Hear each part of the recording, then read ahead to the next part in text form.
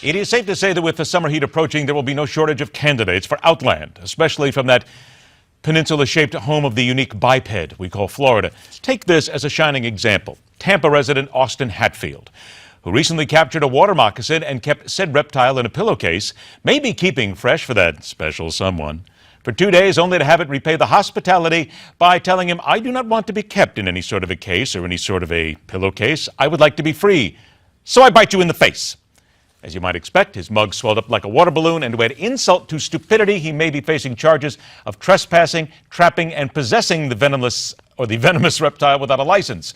So, to Mr. Hatfield and other lucky inductees, we say congratulations, a hearty welcome to Outland. Boy, don't you feel stupid now. Don't worry, we'll get back to Florida in a moment because, quite frankly, it's so easy to go to Florida every time we go to Outland. But we're going to start, well, okay, still in the South. We got to start in Douglas County, Georgia. A high school student who knew darn well that his test grades were not going to be good. So what he did was, and somebody else who's a computer geek, try to get into the computer and hack into the school system. And the word F also stands for failure, and it stands for fire.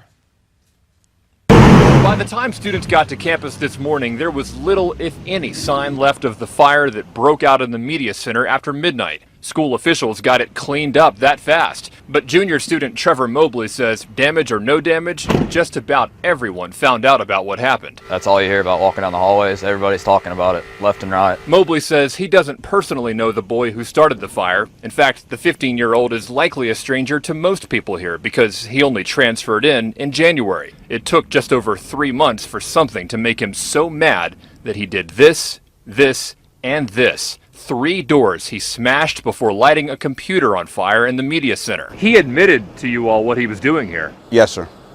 Yes, sir. He admitted it to us right when we got him in the car. He was upset over his grades and he was trying to hack into the school's computer system. And when he couldn't hack in, he set the computer on fire. Lieutenant Glenn Daniel says his deputies arrived, found the boy on school grounds carrying a crowbar, lighter fluid, and lighters, and they arrested him. To quote Beavis, fire, fire, fire. We said we would have to go to Florida, and of course we do. I know, look, don't be mad at us. We don't make these up. I mean, this is what happens, and it's just the way Florida is. Let's go to Tampa, Florida. 2 women in surveillance footage stealing nearly $1,500 worth of stuff, but sometimes you just got to dress better when you go on a shoplifting spree. Won't be caught. An interesting choice of clothing for a woman believed to have stolen several bottles of perfume and cologne.